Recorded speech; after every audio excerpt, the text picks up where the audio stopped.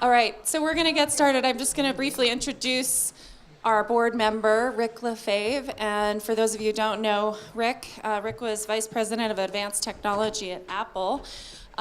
He's a PhD. Rick was a clean energy investor, which is how our world's connected because, as you know, I'm an energy person. And Rick moved to Sun Valley full-time a few years ago and dug in quickly to make local impact, founding the Sun Valley Band of Angels and Mentors to help drive angel investing, to help support incubation of new companies here, and by getting investors to invest in them here, keep them here, ideally, instead of companies often get founded here and then they get taken up and out. We want them to stay here in the Valley and create jobs here in the Valley. Rick is also on the board of Wild Gift, which is one of our partner organizations. Fantastic, long existing organization founded by Bob Jonas, the father of the mayor.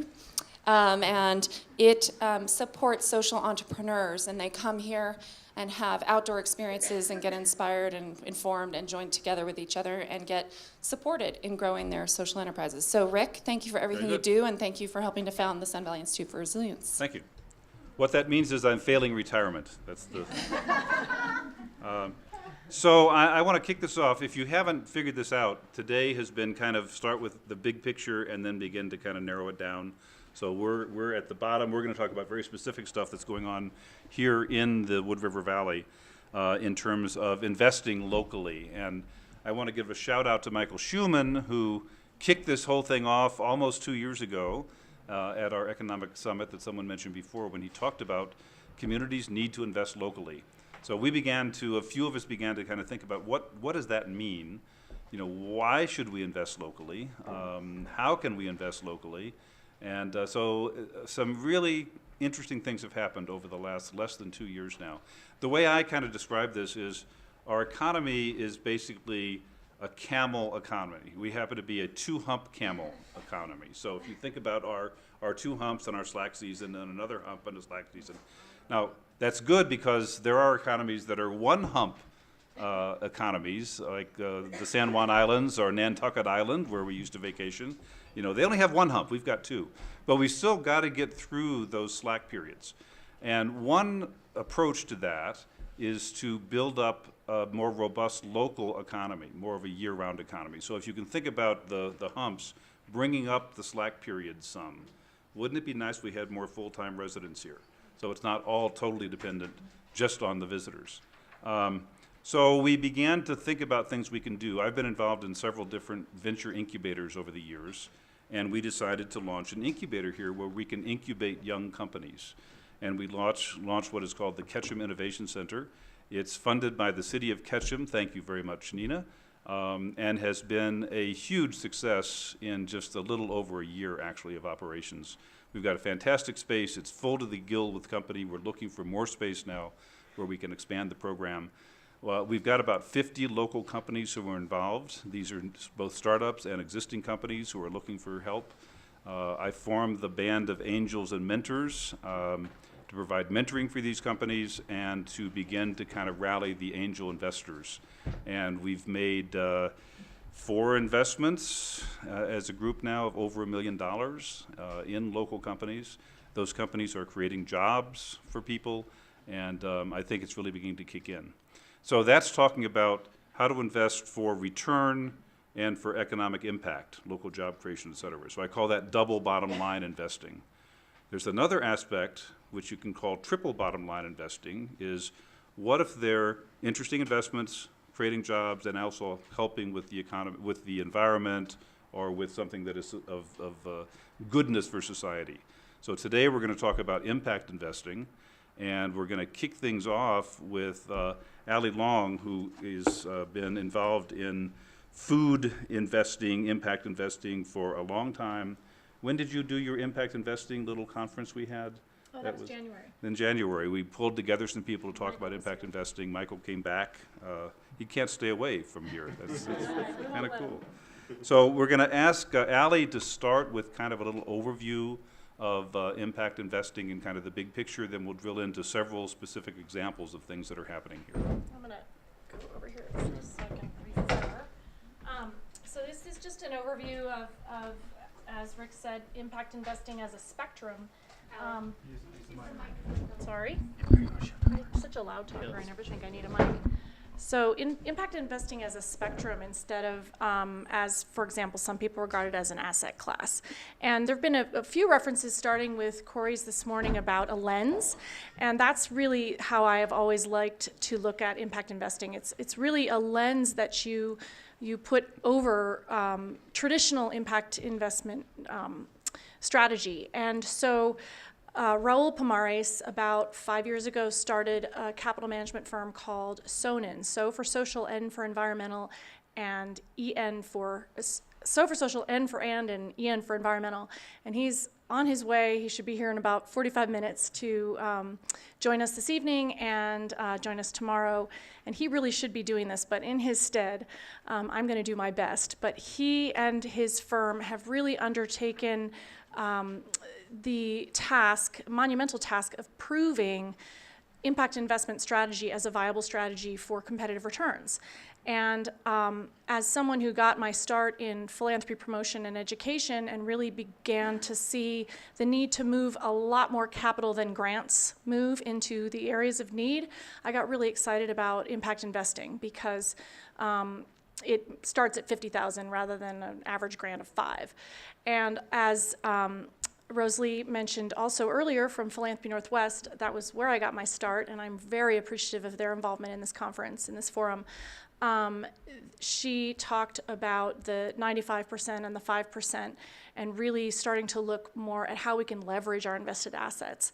So looking at investments and impact investing not as a philanthropic vehicle per se, but as a true financial tool to make change. And so if you look at this spectrum, there on one end of the spectrum is traditional investing, where you're not concerned at all with anything except the financial return. And on the other end of the spectrum is philanthropy, which you're not really worried about the financial return at all. You just want impact. You're on a mission.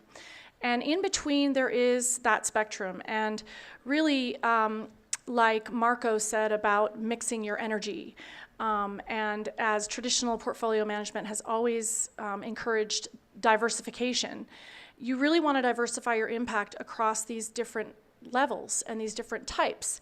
So you may be a philanthropist who really wants to have a true impact in water, but unless you diversify your impact investments across multiple types of impact, you may not end up with enough returns to impact water. So it's about looking at the whole spectrum and starting with the traditional investing, which is going to guarantee returns to some degree, and then moving into responsible. And responsible, SRI is a common term, it's been around for many years. Socially responsible investment is basically just screening out the negative stuff. It's just making sure you're not harming the environment or the social the society in some way. And then you can move into a little bit more proactive investing, which we call sustainable and impact investments. And those are really where you're having a positive impact on the environment or on certain social aspects. And then if you really care deeply about one theme, water or energy or food, then you get into the thematic level of impact. And that's where you start looking at getting into an impact before a return as your priority. But there are, thankfully, and thanks to just the shift that's happening in the financial industry now, you can have thematic investments that are competitive. And then finally, on the far end of the spectrum, where you really just want impact and you are that true impact investor that if return for you is the impact, that's enough. The financial return is secondary. That's where you get into more of the philanthropic end of the spectrum. So that's just to give you guys an idea of the spectrum, the breadth of impact that you can have. And I just always like to make it a point that it isn't an asset class. It's a lens. It's an approach. It's a strategy. And if you allow for the mix across this spectrum, just like the age-old diversification of your portfolio that everyone's been talking about, you can make competitive returns, and you can have a portfolio that quarterly will give you a report with a pie chart of all the impact that you're having. And I can't tell you how exciting that is for me as an investor. And actually, I got into food through impact investing. So just the impact that the food system, like Corey said this morning, you know, the number one problem for our environmental situation is the food system. So that also, on the other flip side of that coin, is the power that we have to change our environmental problems through the food system, whether it's seeds or you know, the recovery efforts. I just got an email today from a friend, Ben Simon, who started a food recovery network. And he's 25 years old, and he's gotten 137 college campuses around the country to source their fruits and vegetables directly from the producers of ugly, imperfect vegetables and fruits that would otherwise go directly to the landfill. And just today in Sacramento is launching the very first chain, Rayleigh's, I think it's called. They're the first chain that is now committed to sourcing imperfect fruits and vegetables. So there are all kinds of efforts going on, and it's just really important to think about, as Amy has said several times today, and we all just really need to keep coming back to the systemic approach. And so as far as impact investing goes, this is the systemic approach, where you go across all the different levels and types of impact that you can have in order to make any one of them sustainable. So hopefully that'll set a little bit of a stage for some of the direct deal opportunities that are happening here in the Valley, which are really exciting and potentially impactful. Perfect, thank you. And Allie's going to come back and be our cleanup hitter also. You know, as you look at the spectrum, we have almost 200 names on our Band of Angels and Mentors list of people who have shown an interest in helping local companies, and they're all over the spectrum. I've got some people who, all I'm looking for is return. That's why I'm here. I want to make some money. And then others say, well, I want to make some money, but I like helping the local economy, which is kind of where our sweet spot is. And then others are, yeah, but what can I do in terms of the impact? So it really is, you know, people have different priorities when they look at investments. So, okay, our first case study down at the end. Ian Jameson is a multifaceted person. He's one of the managing directors of American Capital Advisory here, so he deals with money and looks at investment strategies and things. But he also is the chair of Idaho's Bounty. Is the chair the right word for that? Ian also has been helping us look at, I don't know if you were going to talk about this, but I'm going to say it anyway. You know, not every investment is an equity investment where you put, you know, buy an equity share in a company, the share has an exit, goes public, and you make money. How can you help local companies? And so he's been looking at other investment instruments like revenue-based loans and things like that. So he's been really involved in helping us think through this whole strategy. So Ian, take it away. Thanks. That's a great segue. I'm going to talk about a revenue-based loan, actually, that falls kind of in the thematic portion of the spectrum that Allie was just discussing. I kind of drank the local investment Kool-Aid 4 or 5 years ago, reading Mr. Schumann's book. There's Amy Cortese also wrote a local investing book. I found both of these things fascinating. And my business partner and I in American Capital Advisory spend our days on the far left side of the spectrum that Allie had shown, where it's traditional portfolio management. And we kind of were prompted to ask the question, how come we can buy shares of equity in companies in China, but we can't invest here locally so easily? So it's been a long journey of researching securities laws and trying to figure out how to make this happen here in Idaho. So because I am in the investment advisory business and because I am familiar with our state's regulators, I was going to preface this with this presentation does not constitute an offer or solicitation to sell securities in Idaho's Bounty Co-op. Any such offer or solicitation will be made only by means of the offering memorandum and in accordance with the terms of all applicable securities and other laws.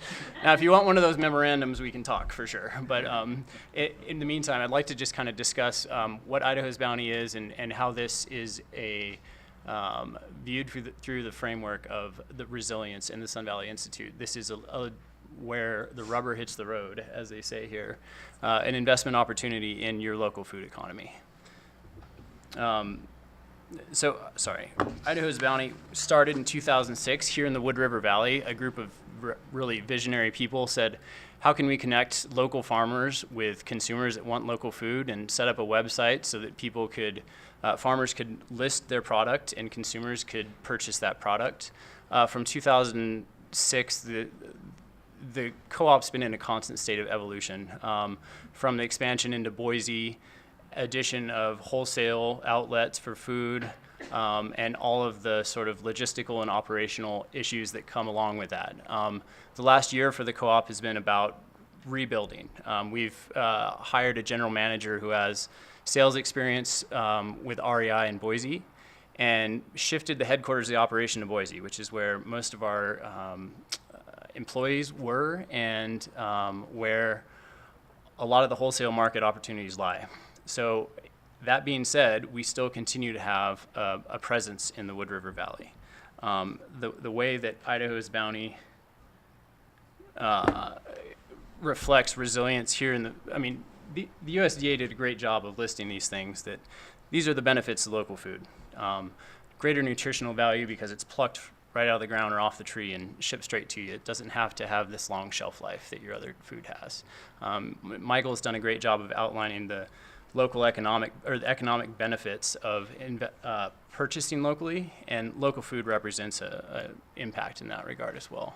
The food security aspects of things can be somewhat debated, but the farms that participate in Idaho's bounty practice sustainable, or are encouraged to practice more and more sustainable agricultural practices, minimize the use of pesticides. They're not all organic, although certain farmers do have organic certification. For smaller farms, that's not always an option, but it does encourage better land use and more transparent farm practices. In the Wood River Valley, Wood River Valley continues to be a huge part of our market. We sell, last week, we sold through Atkinson's Main Street Market, Nourish Me, and the Wood River Sustainability Center.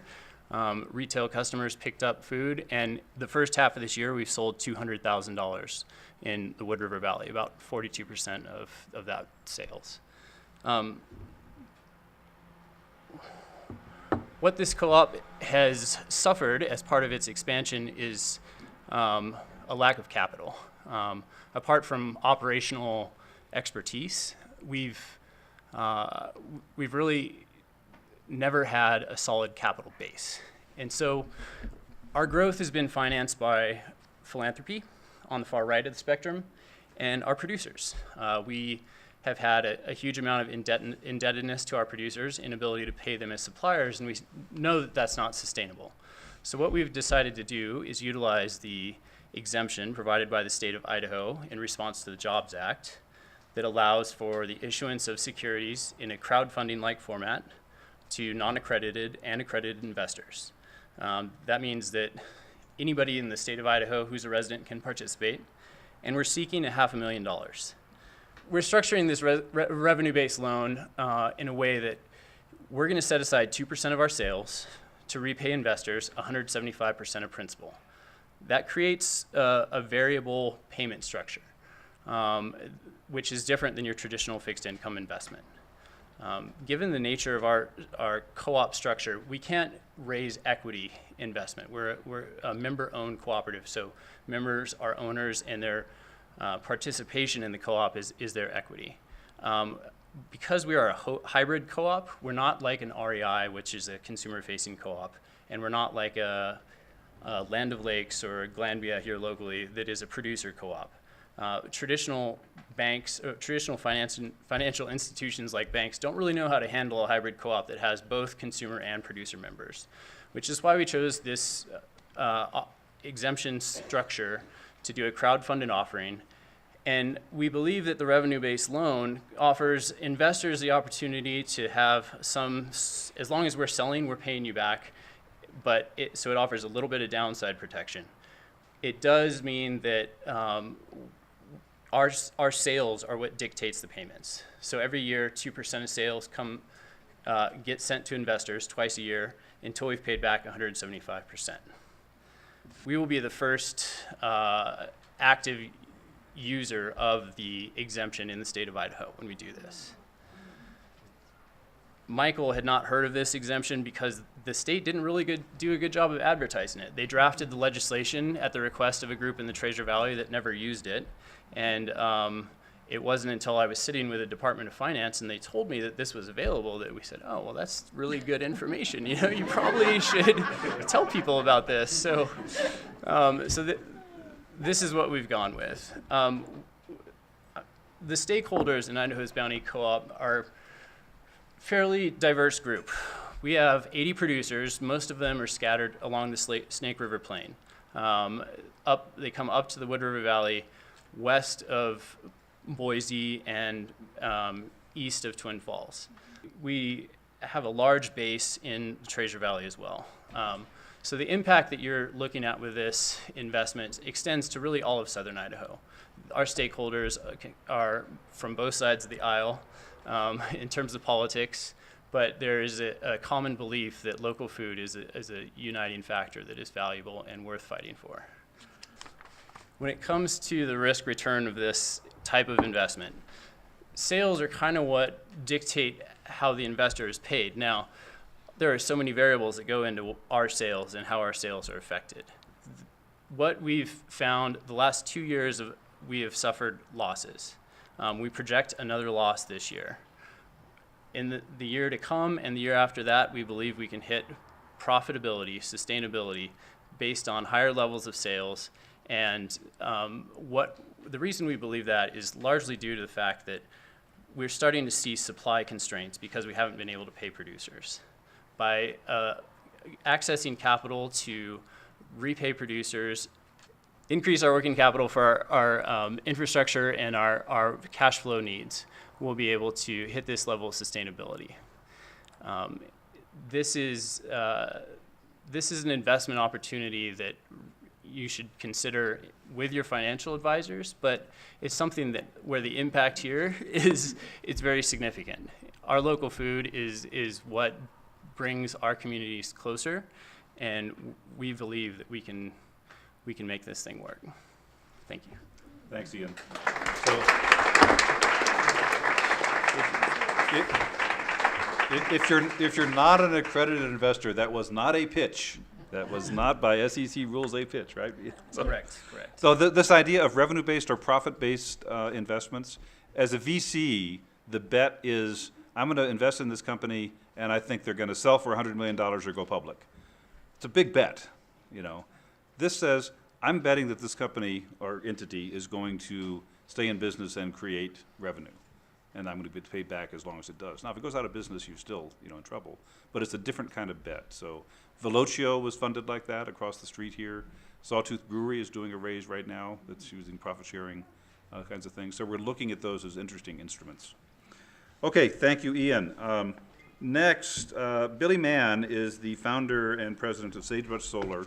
We've talked about solar a lot today, but it's been kind of hypothetical, big systems and big financial engineering. We thought it might be good to have someone who's actually have boots on the ground doing solar, or maybe boots on the roof doing solar. And Billy has been in business here. You're going to tell us for how long as a principal solar installer, and also is on the Ketchum Energy Advisory Committee with Amy and myself and some others, and has been working on this concept of a community solar farm, which is very interesting. So, Billy. Sure, thank you very much. Get your mic. So Billy Mann, Sagebrush Solar.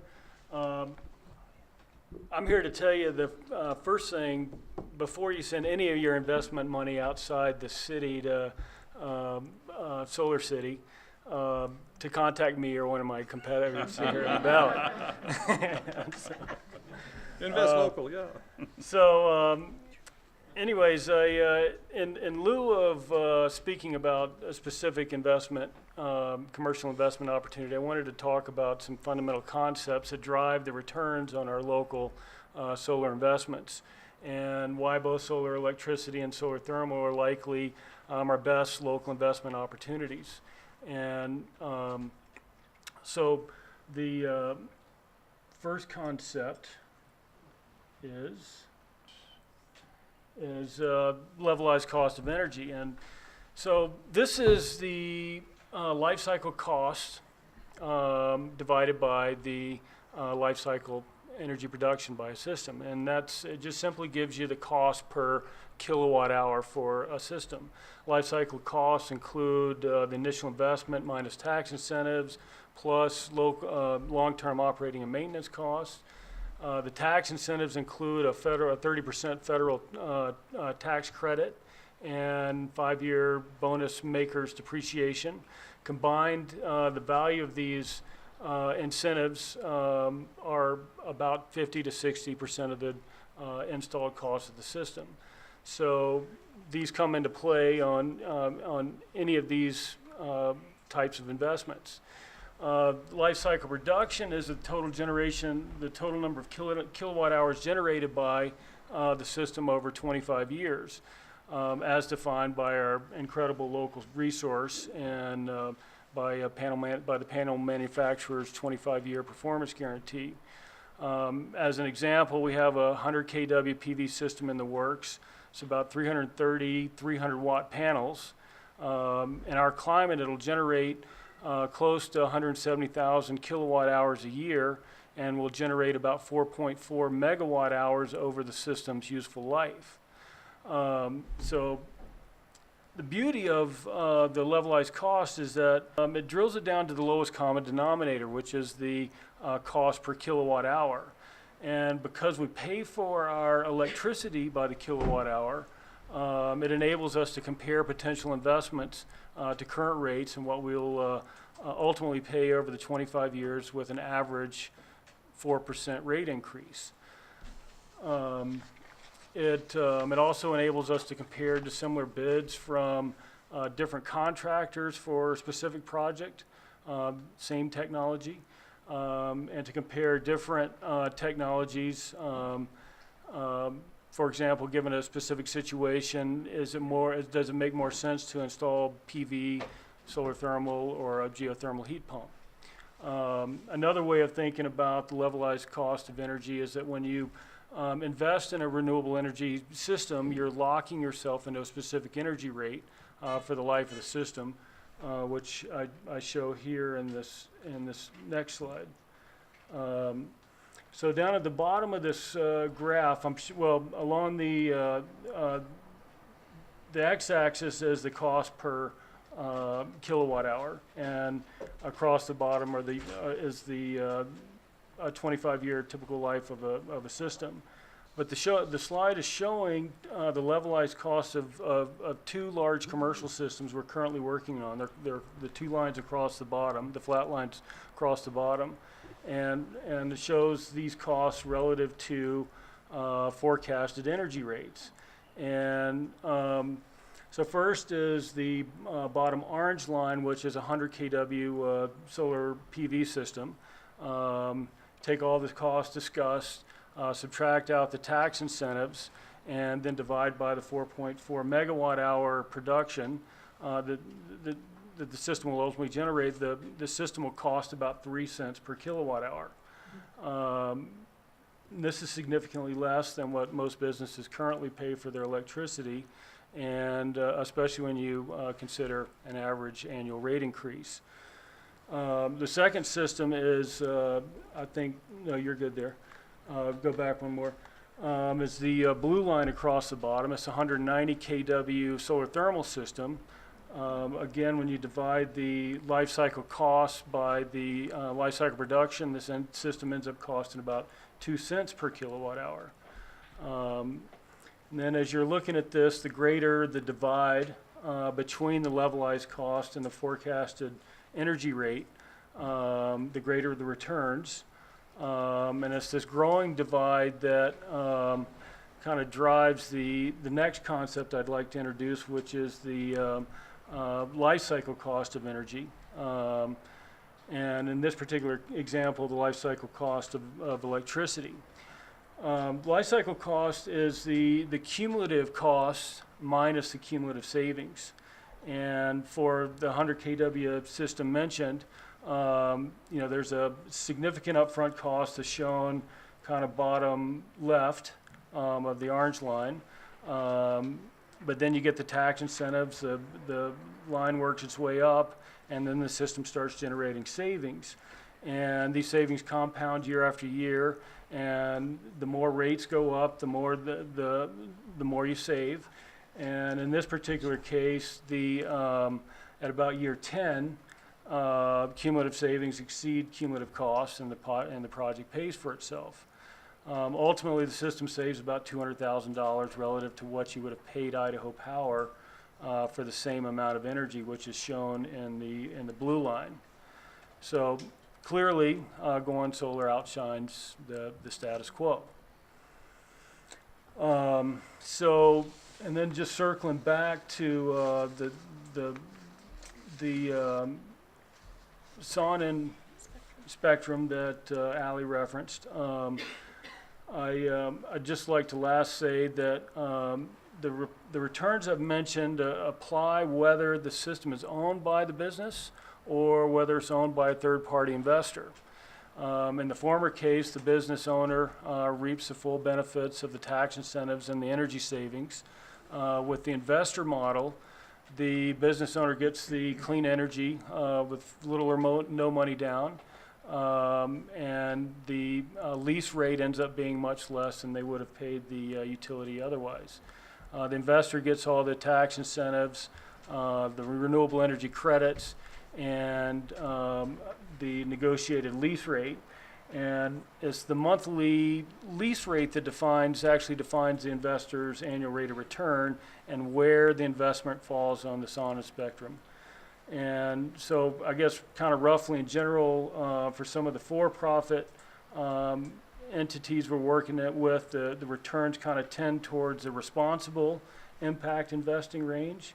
And for the for-profit entities, and then for the nonprofits, the returns kind of tend more towards the sustainable or thematic. And really the difference lies in the fact that I think most folks investing in nonprofits will tend to rather see the nonprofit decrease their annual operating costs more than increasing their returns, and on what would have otherwise been a donation. But I'll turn things over to Jason to speak more about that. Jason Fry, CEO. Thank you, Billy. If you didn't get all those charts, it means that even in Idaho, solar, with our low energy costs, solar is a good investment, and it only gets better over time. So I'd like to introduce Jason Fry. Jason is the CEO and Executive Director of one of the best YMCAs in the country, I might add.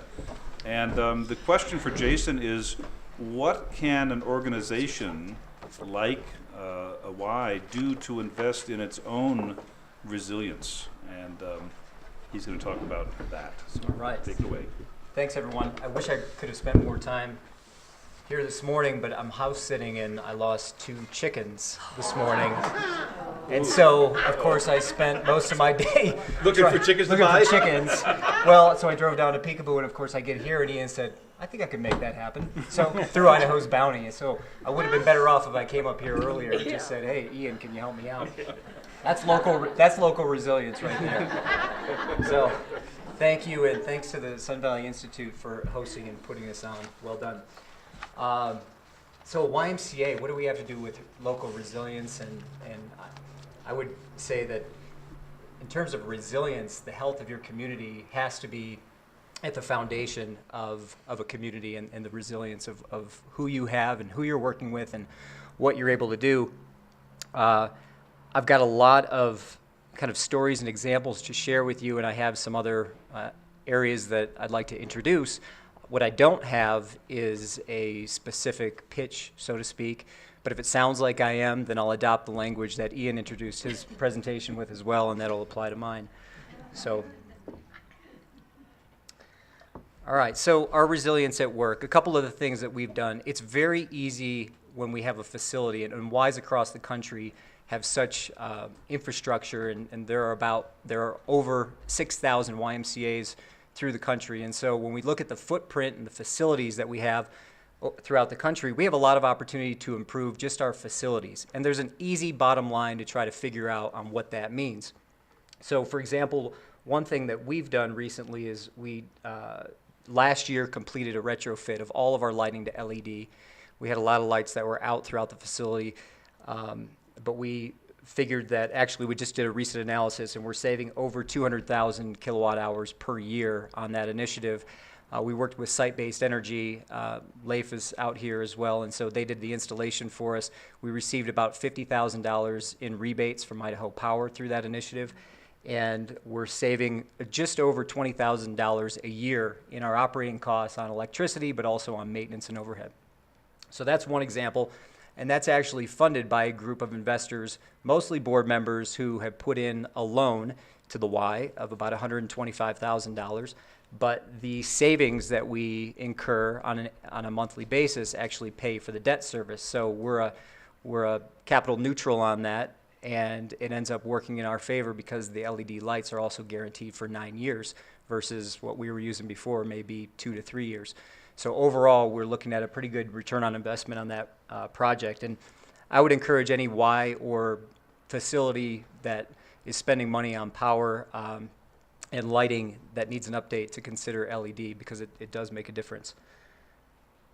We recently worked with Allie and Billy on a greenhouse that we're building, and we've installed solar thermal for our greenhouse energy.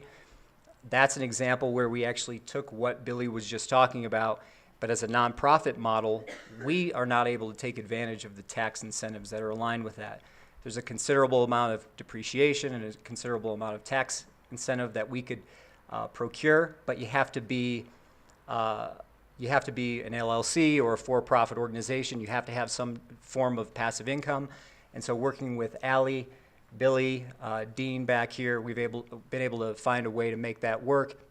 It saves the Y about $2,000 a year on power and energy, which is not a huge return, but it's also a very small installation. And what we were looking at is, can we model this small application into a bigger one that we've got a lot of roof space? And again, there's a lot of Ys across the country that have a great amount of roof space, and could we repurpose that to be a significant solar area? And so that's one thing that we're looking at moving ahead is, can we create a scenario where we find investors who are willing to actually purchase the system, and then the Y establishes a power purchase agreement and pays the energy cost to that investor group. And it's been an interesting relationship, great getting off the ground, and you guys have been great in helping get that started.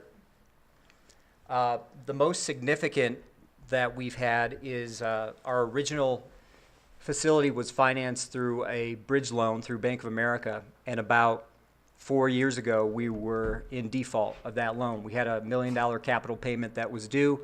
Of course, the economy was at a different point, and we were not able to provide the funds to make that capital installment. So the loan was acquired by a private equity fund in Denver. They were pressuring us in a different way, a little bit more intensely.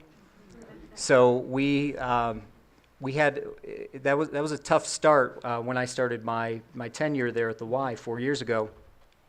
We ended up working with a group of local investors who truly don't see themselves as local investors, but they came together and they bought out the loan from the private equity group, and they took a $6 million note to $2 million, and that's significantly improved the Y's ability to operate and to handle the amount of debt. And now we're in our 3rd year of that arrangement, and it's looking very promising. We've raised a great deal of money, but now our loan is down to $1.3 million. So that's been a great example of local investment and what that can do for a local organization.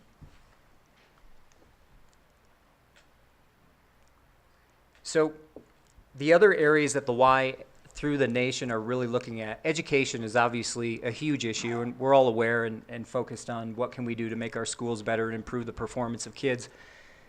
There's something called the education achievement gap, and you have probably heard this or seen results of this somewhere, where the haves continue to perform and the have-nots continue to lag behind. The summer is credited for about 70% of the effect of the education gap.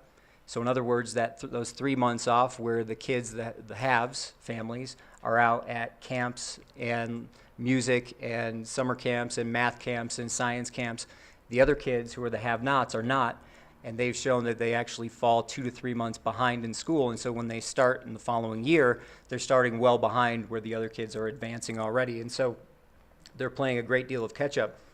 In Idaho, the other factor that we have are that 44% of Idaho's kids are not ready for kindergarten, are not up to standards in ABCs and 1, 2, 3s. 67% of Idaho fourth graders are not reading at their grade level, and we are last in students who are going on to college. So Idaho in general, we have an issue with education. And one thing that the Y throughout the state and really across the country is trying to address is this achievement gap. And we find that the impact of this is either after school or it's during the summer. And so what kind of programs could we impart during those times that could actually make a difference and bring these kids up to reading level and get them to graduate and move on to college? So one example of this is a program that's going on nationally called the Power Scholars Academy. Boise just started one of these programs. It's one that RY is looking at here in the Valley. The city of Charlotte has over 7,000 kids enrolled, and different from, so take traditional summer school where kids are going in and they're thinking, oh, I need help, and so I have to go to summer school, versus a program where they are considered scholars and they are treated that way, and it's so they're focused on science, technology, reading, math, but it's actually bringing up scores and it's eliminating that achievement gap when they start in the following year. So that's a program that we're actually looking at, and we're working with the school district on. The other area is healthcare and chronic disease prevention. So you've probably seen this stat as well, that about 68% of Americans are either obese or overweight, which leads to about $700 billion spent annually on what could be preventable disease, so chronic disease. 83% of Idahoans don't eat the recommended daily allowance of fruits and vegetables. And so obviously there's an issue here, and maybe this is one that traditionally is more aligned with the YMCA and what people think of as the Y.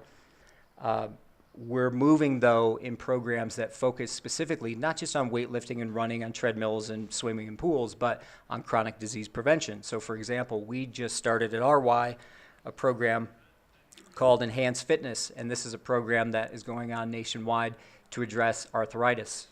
1 in 4 people are afflicted with arthritis. It's the #1 factor for disability in the United States. And so how can we empower people to overcome their arthritis, get people back to work? It's been proven that those who are involved in this program, who go through the 16 weeks, they end up saving an average of $1,000 a year on healthcare costs. And so that's one example. There's the Live Strong Cancer Support Program. We're doing a Delay the Disease for Parkinson's right now. So there is a big movement and a big shift nationwide for Ys to be looking at how can we address chronic disease and end up saving ourselves some money on the federal side, but also on the local side as well. So I'll wrap up with just saying I appreciate the local investment aspect, and it's benefited RY immensely. I would say that on the Sonnen spectrum, we're probably somewhere in the neighborhood of the sustainable, the thematic, somewhere in there. But I would say also, don't forget about philanthropy, because that's an important factor for many of us who are nonprofits to be able to operate under. This Make a Splash program that we've had for the last 5 years, last year we reached all of our second graders in the Valley, and we taught them how to swim. So over 300 kids, 50% of whom, as second graders, could not swim the length of a pool. Idaho's second in the country in preventable drownings. So yes, we have a responsibility to ourselves, to our neighbors, to our community, to be able to support our kids and our families to help them learn some basic things like how to swim. I used to think that this program was about swimming and about learning to swim, but after I've gone through it for a few years and I've seen these kids and I've seen the fear on their faces and when they jump in and when they finish the program 6 days later, and it's a confidence building program. We're also finding that it's linking to greater academic performance. One teacher did a 30-second reading test before the program, the Make a Splash program, and did a 30-second afterwards, and their words read increased by 25%. So to tell me that this is just about teaching kids how to swim, It's much more than that. But we couldn't do that, and it's hard to quantify the actual community return on investment that creates.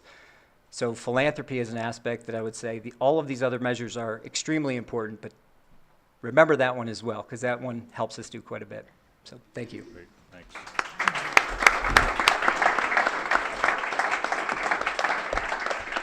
And the SEC doesn't mind if you ask for donations. That's okay. So you can see why the Y is such a strategic partner with the new institute. I mean, there's a lot of stuff going on there. And I want to put a plug in for LED bulbs. I think that's neat that you did that. I know the city is doing that, right, Nina? LED conversions of street lights and things like that. If you've ever sat in front of a incandescent arc light when you were being interviewed, I know you've been in front of arc lights. These are LED lights up there, and they're cool, you know, they're really nice. So it's really nice. Okay, we're going to turn it back to Allie. And Allie is going to tell us, including me, what she means by cross-sectoral impact investing. Okay, go. I would love to. And just as an example of all the great efforts in this valley, I just want to point out Scott Runkle's sitting over there.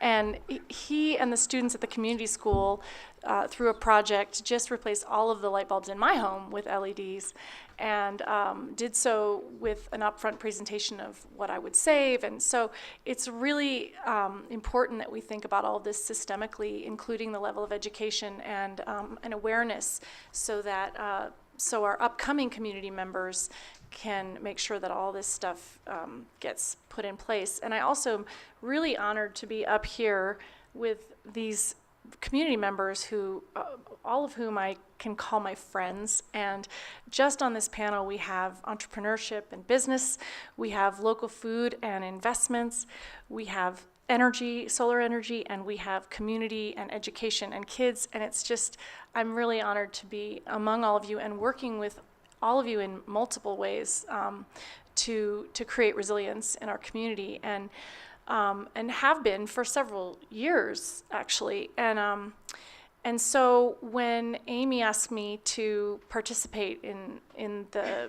Institute at the board level, I resisted at first because I feel a little bit overwhelmed just with the work that I started here. I founded something called the Local Food Alliance, and I saw the need to coordinate all the existing efforts in our local food system.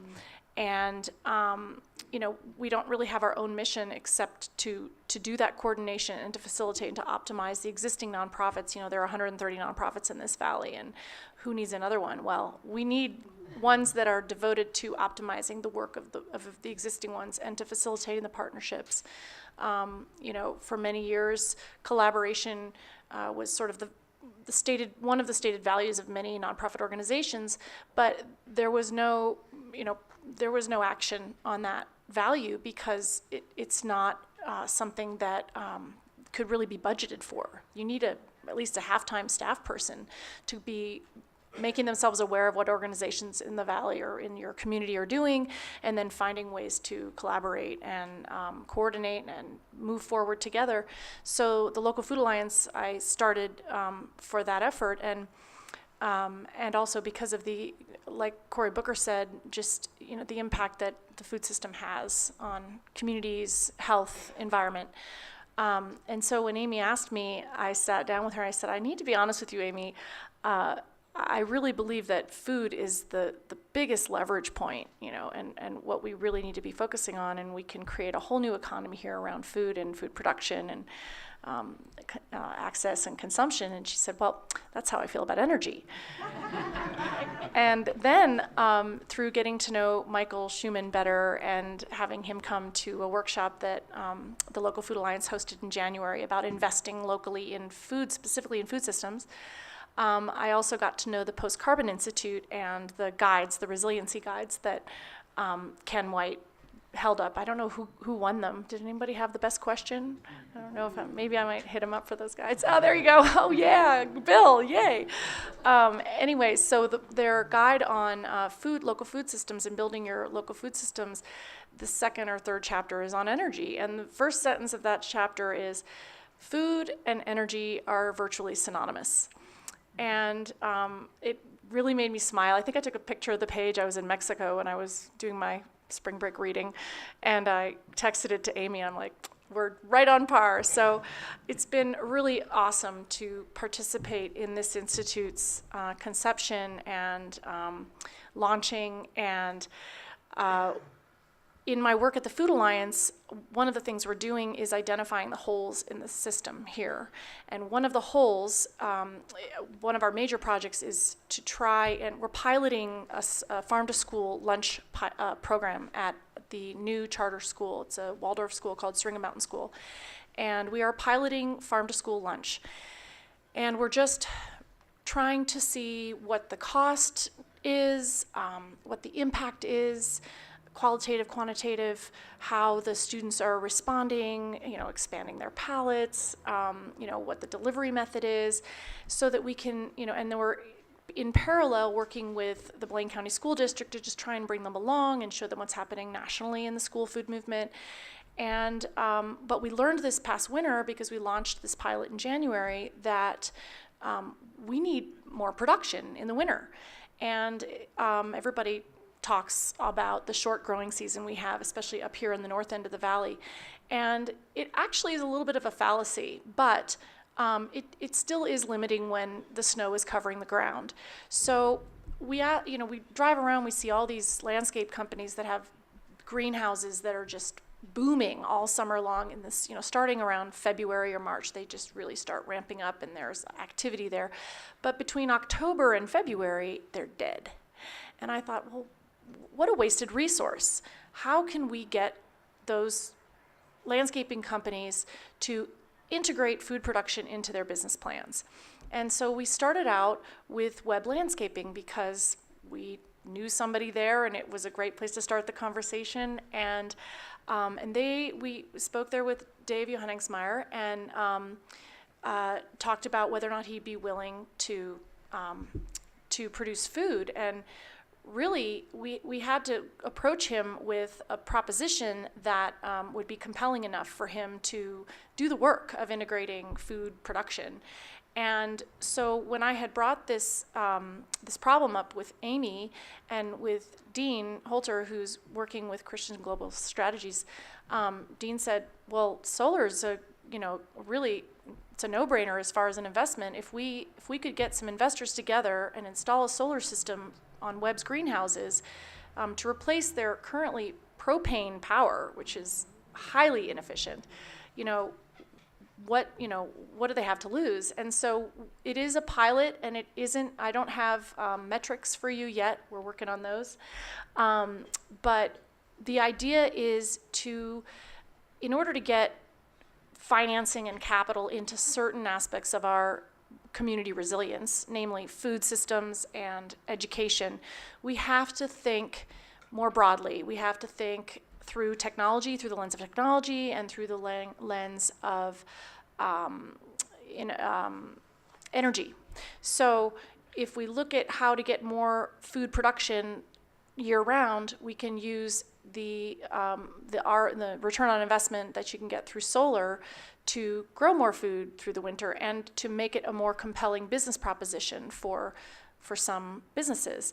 And there's also some, as I think Astrid mentioned, there's some interesting technologies coming out around food. So energy and technology right now are really the avenues of getting more capital into the food system. But so this last example really isn't cooked, but we are in the probably fourth or fifth round of conversations with Webb to install solar on three of their 5 greenhouses and produce food between October and February, when otherwise they're not using those greenhouses. So it's just an example of how we can think creatively and across sectors, energy and food, to come up with resilient strategies for resilience. And so I was asked to share that idea and sort of the genesis of that with you here today, in hopes it will inspire more thinking cross-sectorally and how we can, not just stay in our own silos, but think about how we work together to create the solutions that will sustain our community here, not just sustain it, but keep it really vibrant. So I guess that's Thank you, it. Ally. So now I understand it, and I suspect that water is in there somewhere too. You know, food, energy, We're hoping, water. yeah. I mean, it's all intertwined. Hoping to integrate So that. I need to apologize. It's been a long day, and we wound up 4 minutes over. Not too bad, huh? Not too bad. We did the best. Do we have time for a couple of questions, if anyone has any? Yes.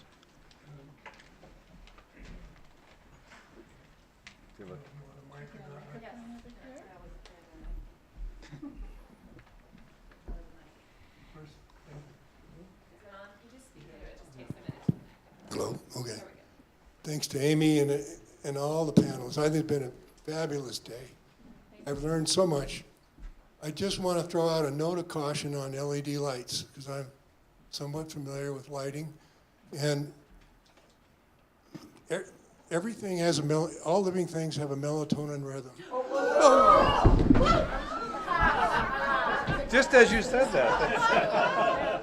And those are LED lights up there too. Actually, that's part of my talk. But We got your point. even algae has melatonin rhythm, but human beings, it's through the eye, in our circadian rhythms, that we are more susceptible to blue light suppressing our melatonin. Those lights you have up there have a lot of blue in it. So if you're going to use LED in the home, buy Full spectrum. the 2700 2700K, Right. 2700 Kelvin. Right. These are probably 5,000 or so. A lot of blue in this. Yeah. But for street lights, they're fine as long as you shield them and shine it all down. That's white light. But before you go out and buy 5,000K for Yep. the home, be careful, because it's going to suppress melatonin. And you need melatonin. It's normally produced in our bodies between 2 and 4 in the morning, but that won't happen if you're exposed to that blue light. Okay. Thank you. I'm with you. too. Getting warm LEDs has been, you know, the real kind of key breakthrough. Christy.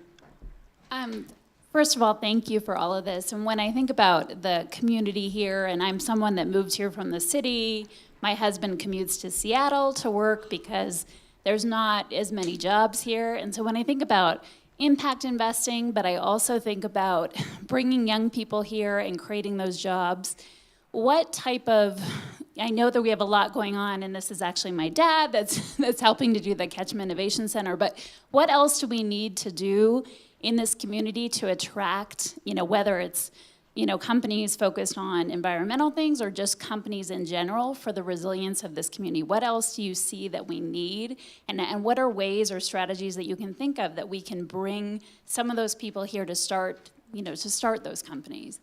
I think this has a lot to do with the investing. I'll take one crack. I mean, we do have an affordable and attainable housing issue here. So, we have a lot of expensive housing. We're trying to attract younger and mid-career type people that can't afford $1 million houses. And I know a lot of people have been poking at that problem. I don't know what the solution is, but having more housing in the valley for people that are young families like yourself. I know what you're doing with 3 kids here. Any other thoughts? Yeah, I'd like to just make a plug for prioritizing the local community first. I think we really need to start with at home. And I know that tourism is an enormous part of our current economy. I would personally really like to see a more sustainable economy that grows out in parallel with tourism. And of course, I have a bias. I think that local food is a critical component for our physical health, and it's a critical component for our economic health and our global health. And it's a system that a lot of people can understand. And there are lots and lots, as Michael alluded to earlier, lots and lots of jobs to be had from investing locally and in local food businesses. I mean, there are lots of restaurants, and then there's Idaho's Bounty, which is our local distributor. Whether they intended to be or not, they have become our local distributor. And so I think we got to start here at home, on the home front first, and make it an attractive place to live and an affordable place to live. You know, food and housing are pretty critical. So that's my plug. Anyone else? Michael? Oh, sorry. It's great to see the rubber hitting the road with all of these business models and how local investment has propelled them. I was very interested, Billy, in your chart showing that your solar projects were 2 to 3 cents kilowatt hour over their lifetime. I was curious, what would happen to those prices if the subsidies and tax credits disappeared, and what do you see as the probability of that happening? You know, I'm not sure exactly what the effect will be on a cost per kilowatt hour basis, but it'll definitely go up. I mean, it's a key part of with our super cheap energy rates, and you know, we've got a really bad state incentive, worst in the country, and so losing that federal credit will hurt us big time. And I'm not sure what's going to happen with that. And I've heard words that it may be reduced, and there may be still something there, but who knows? You have one here? I'm Bill McDormand, Rocky Mountain Seed Alliance, and I just want to invite everybody quickly. I'm giving a talk in 1 month from tonight at the Ketchum Library about how to hook local food into local seeds and the potential that that could give. Idaho traditionally has been one of the world's great seed producing regions, so the economics of that are great. And I just want to summarize just a little bit. How can we all do something about what we've learned today? That's all. You know, when I go to conferences or we put them on, you know, what are you going to do today, tonight, tomorrow that's different than you did yesterday because of what you learned here? And in this case, we have an incredible opportunity. It goes back to, started this morning with Corey, who said that our food system is the problem, the biggest single part of the problem as far as global climate change. Did I hear that right? It is, and there's a lot of data to support that. Energy use is there, but the food system itself and the energy it uses is the problem. And then Michael opened my eyes 10 years ago to this, but this has been borne out too, is the greatest single way to change your local economy is to invest in local food. It's just, Dr. Ken Meter, if you want to see an economist who's done this in regions around the world, every community in this country that emerged from the 2008 recession first had one thing in common: a local food economy. Portland, Maine, Portland, Oregon. Those are just the facts. So if you want to do something, shift your dollars tonight when you go to dinner, you go to the grocery store, and buy local food, and invest in Idaho's bounty. I was part of the original group that tried to find a way to get a local food system to work. And what we're up against is a subsidized, industrialized system that doesn't pass on the real costs. So how do you do that? It's been philanthropy and farmers and all of us sacrificing to get this system going. Now there's hundreds of food hubs emerging around the United States. In my mind, after looking at them, Idaho's bounty is one of the most elegant. The whole nation deserves to have this system work, and it's almost got the economies of scale to do that. I think that's what Ian and others have decided. So this is a critical juncture. So invest in Idaho's bounty and spend more money on your local food. And if you want to learn how to connect that to seeds, which everybody can do immediately, then come and see us on Wednesday, August 12th. All right. Okay, Thank great. you. Thank you to the Seeds- panelists. Seeds are the consummate investment.